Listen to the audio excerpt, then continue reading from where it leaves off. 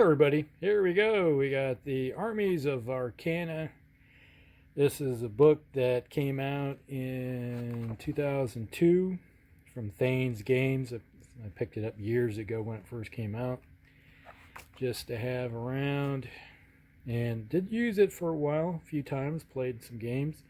One of the reasons why I have such a large 15 mil army is a lot of it has to do with this game, and also having a lot of 15 mil historicals too, which can be used in this as the many different forces in the game. Now here we go. It's got some great artwork inside, and here we go. We got from 2002, first 1998, 2002, and when it first came out. It's got a pretty decent index. It's not what you call a really hard game system to play. It's pretty basic, pretty rudimentary, easy to understand. Just some nuances to like any type of game that you may play.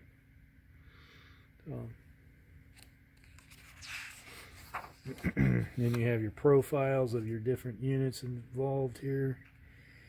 You have victory points, move, wounds, armor, magic, morale, melee, missile, special abilities that you're going to find with any of them. And not everybody has the same type of abilities. It's a wide spectrum of stuff that you're going to be finding with every unit in the game. Just to make them unique. Each army is kind of unique too.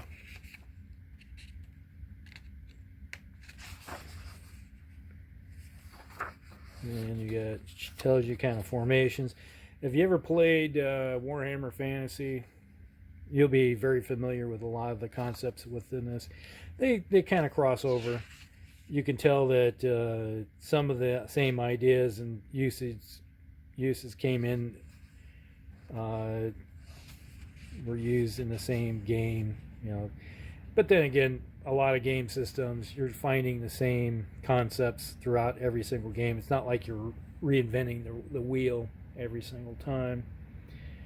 And a lot of this could be, some of the stuff can be even used for historicals, or it can see its origin in historical games. Tells you how to change formations, and here's your turn sequence here. You got to do your fleeing units phase, you got your movement phase, you got your magic phase, missile phase, melee phase, and morale phase.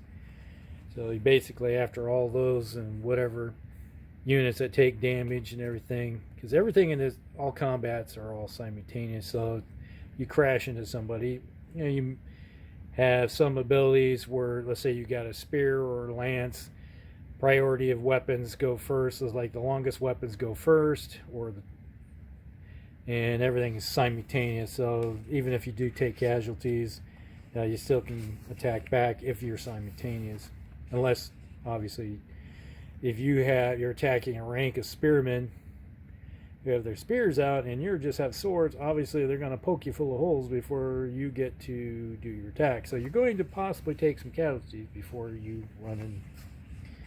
But then you got your rally phase. It's like take care of your units that like the previous turn. If the morale phase they broke and ran, then you have a chance come the next turn to actually do something.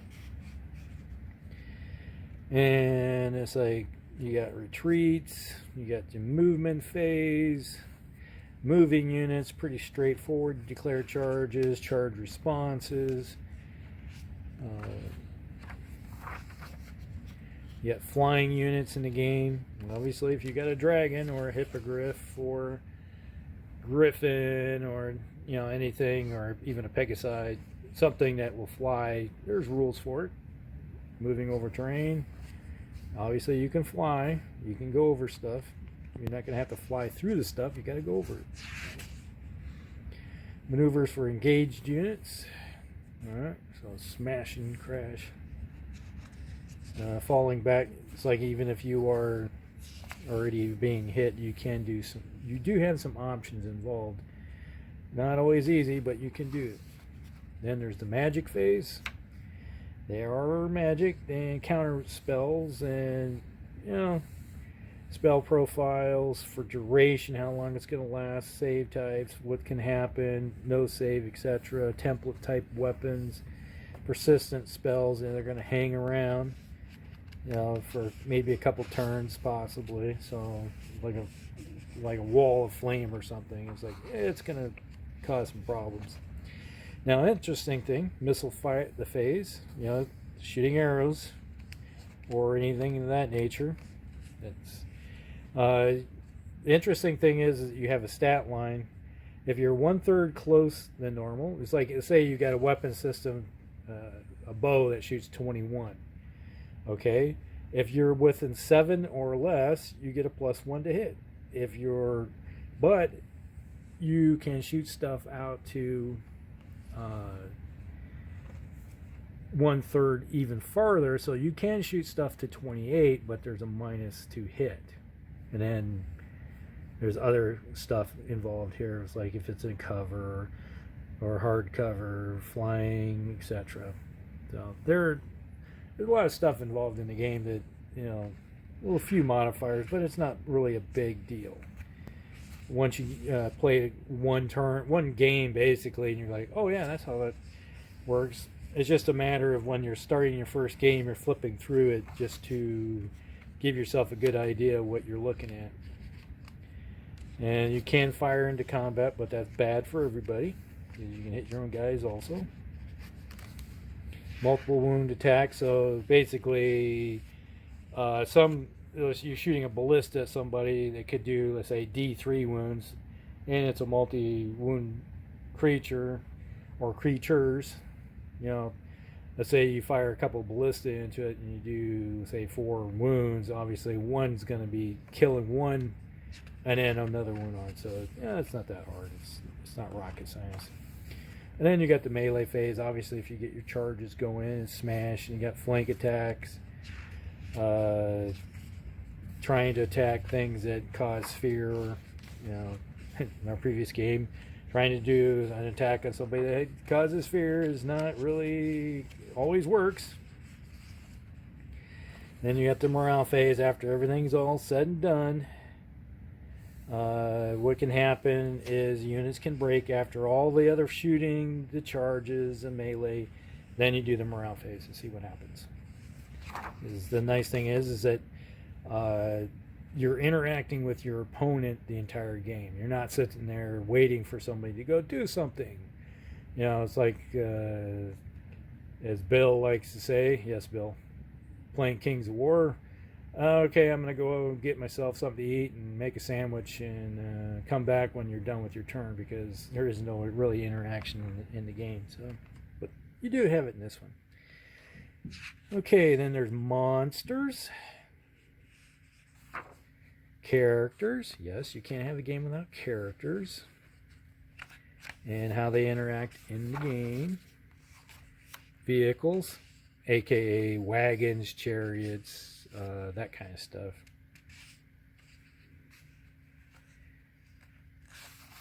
And, okay, moving. It could be with horses, magic. You can use stuff using magic to move stuff. There's artillery. That could be your ballistas. You're talking catapults, etc. Any type of really long-range attacking weapon systems. And then effects of artillery in melee and morale. Yes, getting hit by a giant rock squishing a whole bunch of people can possibly cause a morale check, because watching all your buddies turn into minced meat, get ground up underneath a big pile of rock, is not really good for your morale sometimes. And it tells you how to set up the battle, build your army, creating new creatures. Yes, there are rules. If you find yourself like, I got this creature over here I want to put in my army, but I don't have any rules for it. Ta-da! There you go. You can make your own. Just follow the steps. Everything will, will tell you how many points and everything it's going to cost you overall in the long run. And then you could add it if you want to. Not hard. Then you got the spells. The general spells. There's always a list of spells that everybody can know, and then how they're used. And then there's life spells. You got death spells, nature spells, chaos. Chaos really needs magicians to help them out in the long run. Earth spells, fire. And where there's fire, there's got to be earth and water. Hey, there's water, there's air. And then here's all the different races in the game that they have stats for. You got elves, humans, dwarves, giant kings. Yes, giants. There's armies for giants. Halflings, centaurs, orcs, goblins, undead, beastmen, lizardmen, and demons. Or demons. And then, here we go. We got army list. Yeah. There was a time when they actually had a website that all the army lists were online, plus whatever fan ones people made. So people would make their own lists for their own armies and be able to play it. So let's see, there is some old lists, or somebody converted all the Warhammer Fantasy books into army books into lists for this game. So they are out there, and it's what is it? There's a game website where they Board Game Geek, I think it is, where you can find it under files of Armies of Arcana. All right, so you got all the list of all the monsters that you can bring into the game. It tells you the victory points, the move, number of wounds, the armor. This is on a D6, so if it's a 4 fix, that means you got to roll a 4 or less on a D6. So a 5 or 6 will fail a wound armor check. And then there's magic, resistance. It's fearless on a 2D6. It only fails on a 10 or less, or 10 or 11 or more. And it's fearless. So you got to really do some severe amount of damage to it and severely outnumber it for even a dragon turtle to even acknowledge the fact that it's in danger. So, and it has all kinds of steam breath, type of thing where you put the template down and go and steam your opponent, steam clean them off the table. And let's see, all kinds of stuff. You got rocks, the bird, ROC, rock. Wolves, horses, spiders, harpies, griffins, manticores, medusas, you name it. Everything's in there. More monsters along the list, golems, and we got some small number of demons. Unlike some of the other games where you got a lot more demons, but theirs is pretty generic when it comes to their listing. So you got the dwarves, dwarven warriors. You got dwarves on ramcav, on bears. I do have some cavalry 15 mil dwarves that are on 15 mil, or 15 mil that ride bears, and I have some that ride rams. Yes, so I have my dwarven cav running around on bears and rams. So, and your characters, and then they have their artillery and vehicles. There's a dwarven war wagon. I have some. They got their artillery, which is generic rules are for artillery, like ballistas. I do have one of my armies. Like I got giants with my dwarven artillery. I have some giants. A giant pushes the dwarven artillery. So I paid the points for them to push the artillery into battle. And then if you decide to get close to my artillery, the giant's going to come out there and squash you. And the nice thing is the giants are wearing full armor. So it's not like you're looking at a lot of different ones where you got the stupid giants. Giants in this game are not dumb. Alright, then you got dark elves.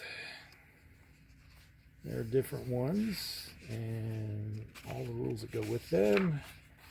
High elves.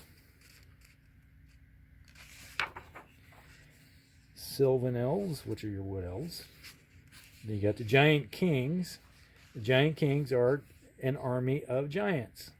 So let's say you could have an army of nothing but high expense giants running around. They're kind of hard to take down, but it is possible. So you could build an army of giants. So let's say you wanted to play a game where you had nothing but take your 28s and play a game where you're fighting dwarves. So there you go. So you can tell you can use 28 mil miniatures as giants in a 15 mil game. Works really good. And that was my dwarves. You see the color are identical. Imagine that. And we got goblins, goblin armies, goblin heroes, goblin vehicles, halflings with centaurs. So you can have centaurs as your cav and hero types. Yeah, it's possible. You got human barbarians, which kind of becomes your chaos, or they can just be generic. You can have other armies being chaos, and however you want it, what our base army you want to make it, and then just call them chaos. That's pretty much how that works. So you have barons of Lyon, or however you pronounce it. It's French. I don't speak French. You got feudal and medieval humans. So you could have guys in plate mail and everything running around, or let's say 100 Years War troops is 15 mil, and you could put them on the table, use them in your army, and go to town. See?